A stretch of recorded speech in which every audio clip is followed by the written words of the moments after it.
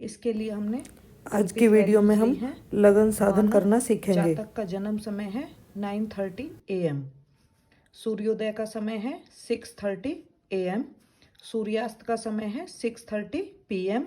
तो इससे हमारा दिनमान हो गया 12 घंटे का। और जो हमने घटी पल में अगर चेंज करते हैं तो 12 × 5/2 30 घटी, और दिनार्ध हो गया 30 का हाफ यानी कि 15 घटी। अक्षांश लिया है, ये भी कल्पित है 27 डिग्री, और पलभा 27 डिग्री की पलभा है। पलभा वैसे हम निकालना सीख चुके हैं पीछे वीडियो में। तो 27 डिग्री की अक्षांश की पलभा है 6 अंगुल, 6 व्यंगुल और 50 प्रति व्यंगुल। सबसे पहले हम इसको चरखंड बनाएंगे। चरखंड बनाने के लिए पलभा को हम 3 स्थान पर रखकर क्रमशः 10, 8 और 10/3 से गुणा करेंगे। तो इससे हमारा प्रथम चरखंड आ जाएगा 6 6 50 को 10 से गुणा करने पर 60 60 500। अब 500 को हमने वही 60 से डिवाइड करके इसको हम चेंज करेंगे, तो यहाँ पे ये 480 आ जाएगा, यानी 8 हम आगे प्लस कर सकते हैं। तो ये हो जाएगा 60 68 20। फिर वही 68 में से 1 टाइम 60 यहाँ जाएगा, तो ये हो जाएगा 61 8 और 20। और इसको लेंगे अप्रोक्सीमेटली 61 अंगुल। इसी तरह से हम द्वितीय चरखंड है हमारा 6 6 50 को 8 से मल्टीप्लाई करेंगे, तो ये आएगा 48 48 और 400। वही वैल्यूज चेंज करके इसकी वैल्यू आ जाएगी अप्रोक्सीमेटली 49।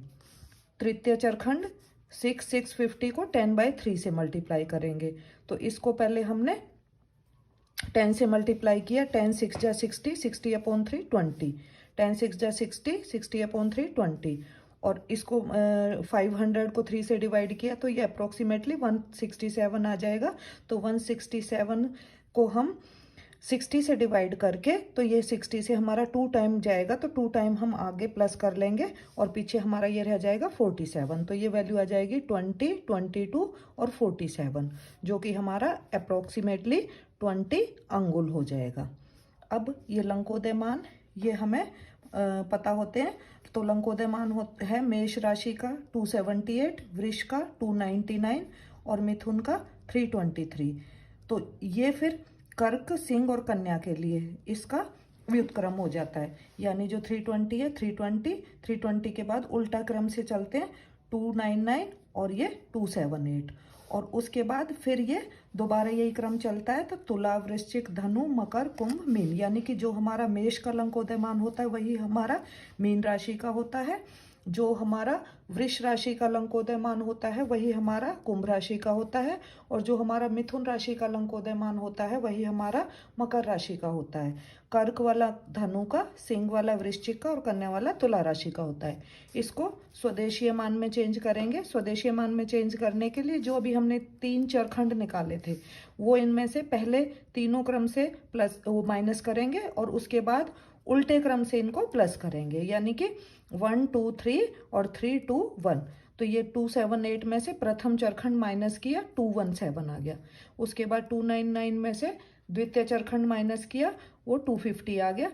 और इसी तरह से मिथुन का निकाला, 20 माइनस किया, यानी तृतीय चरखंड माइनस किया, 303 आ गया। उसके बाद ये उल्टे क्रम से हम इसमें प्लस करेंगे, तो 323 में प्लस किया 20, तो ये आ गया 343। ऐसे ही 299 में प्लस किया 49, तो ये आ गया 248। और कन्या राशि के लिए 278 में 61 प्लस किया, तो ये आ गया 339।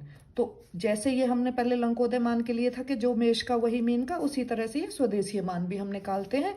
जो हमारा मेष का स्वदेशीय मान है वही मीन का होगा, और जो वृष का है वही कुंभ का होगा, जो मिथुन का है वही मकर का होगा, और जो कर्क का है वो धनु का होगा, सिंह का है वो वृश्चिक का होगा, और जो कन्या का है वही हमारा तुला का होगा।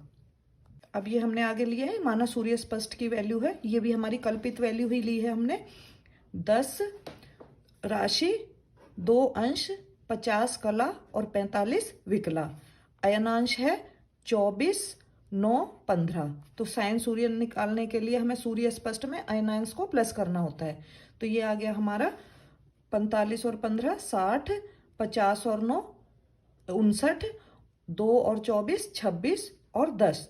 ये हमने अंदाजे से वही वैल्यू ली थी कि ये हमारा कुछ इसमें से पीछे से खत्म हो जाए, यानी ये 60 को हमने 60 का 1 टाइम यहाँ ऐड किया, फिर ये 60 हो गया, फिर उसका 1 टाइम आगे ऐड किया, तो ये हमारा सायन सूर्य का भुगतांश आ गया 10 राशि 27 अंश। 10 राशि 27 अंश ये इसलिए लिया था ताकि हमें कैलकुलेशन करने में थोड़ी सी आसानी रहे। तो यहाँ पे जो सायन सूर्य है 10 राशि, सायन सूर्य है वो हमारा कुंभ राशि का है, कुंभ राशि का है क्योंकि ये 10 राशि भोग चुका है और उससे आगे की बात हो रही है, तो ये हमारा कुंभ राशि का है। अब सायन सूर्य का कुंभ राशि का भोग्यांश, भोग्यांश निकालने के लिए जो ये पहले निकला था 27 डिग्री, ये हमारा भुगतांश था। भोग्यांश निकालने के लिए इसको एक राशि की वैल्यू जो कि हमारी 30 डिग्री होती है, 30 डिग्री में से हमें भुगतांश को माइनस करना होता है। तो 30 डिग्री में से हमने भुगतांश को माइनस किया, ये आया हमारा 3 डिग्री। अब क्योंकि जो ये भोग्यांश है ये भी हमारा कुंभ राशि का है, तो इसको कुंभ राशि के स्वदेशीय मान, स्वदेशीय मान जो भी हमने पीछे निकाले थे, कुंभ राशि के स्वदेशीय मान से गुणा करके 30 से भाग करना है इसको, ये हमारा इसका प्रोसीजर होता है। तो इसको हमने 3 को स्वदेशीय मान था हमारा कुंभ राशि का 250, इससे गुणा किया 750 आया और उसको 30 से डिवाइड किया, ये आया हमारा 25 पल। उसके बाद ईस्ट काल निकालेंगे, तो ईस्ट काल निकालने के लिए हम 9:30 में से सूर्योदय, जो ये हमारा जो जन्म समय था उसमें से सूर्योदय का समय माइनस करके और उसको 5/2 से मल्टीप्लाई करेंगे घटी पल में चेंज करने के लिए। तो ये आया हमारा 9:30 में से 6:30 माइनस हुआ 3 को 5/2 से मल्टीप्लाई किया, ये आया 15/2, या 15 को जब 2 से डिवाइड किया तो ये आया हमारा 7 घटी और 30 पल। अब पलात्मक इष्टकाल, इसको पलात्मक में चेंज करने के लिए 7 को 60 से मल्टीप्लाई करके और 30 उसमें प्लस कर देंगे, तो ये आया हमारा 7 के 42, 420, 420 में हमने 30 प्लस करना है, तो ये आया हमारा 450। अब सूत्र अनुसार जो हमारा पलात्मक इष्टकाल है, जो इसमें पीछे पल आए थे वो उसमें से माइनस कर दिया, तो 450 में से 25 माइनस किया 425। ये हमारी वैल्यू पूरी आ रही है, वो इसलिए आ रही है क्योंकि हमने ये कल्पित वैल्यूज ले रखी हैं सूर्य स्पष्ट वगैरह की। अब क्योंकि जो हमारा क्योंकि कुंभ राशि के स्वदेशीय मान से हमने गुणा करके क्रिया की थी, पीछे हमने कुंभ राशि के स्वदेशीय मान 250 से मल्टीप्लाई किया था, तो उसके आगे की जो राशियां हैं मीन, मेष, इनको क्रमशः इसमें से 425 में से माइनस करके देखेंगे। अब 425 में से जो हमने मीन राशि का उदयमान स्वदेशीय मान हमने माइनस किया 217, तो ये आया हमारा 208। इससे आगे अब 208 में से आगे मेष का उदयमान भी हमारा स्वदेशीय मान है 217, वो इसमें से माइनस नहीं हो सकता क्योंकि 208 है जो 217 से कम है, तो इसलिए क्योंकि ये घट नहीं सकता इसलिए मेष राशि हमारी अशुद्ध राशि आ जाएगी। अब सूत्र के अनुसार जो हमारा ये शेष आया है इसको 30 से मल्टीप्लाई करके और अशुद्ध राशि के उदयमान से डिवाइड करेंगे। 208 को हमने 30 से मल्टीप्लाई किया और उसके बाद अशुद्ध राशि का उदयमान है हमारा 217, उससे हमें डिवाइड करना है, ये हमारा आया है 6240 और उसको हमने डिवाइड करना है 217 से।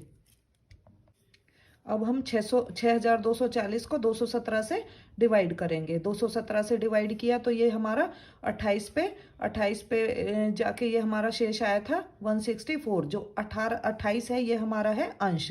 उसके बाद कला और विकला के लिए हमें से 60 से मल्टीप्लाई करेंगे, 60 से मल्टीप्लाई करके आया 9840, इसको फिर 217 से डिवाइड किया, ये 45 पे गया और उसके बाद हमारा शेष आया 75। तो अब विकला के लिए फिर हम 60 से इसको मल्टीप्लाई करके फिर 217 से डिवाइड करेंगे, तो अब ये आ गया हमारा 21।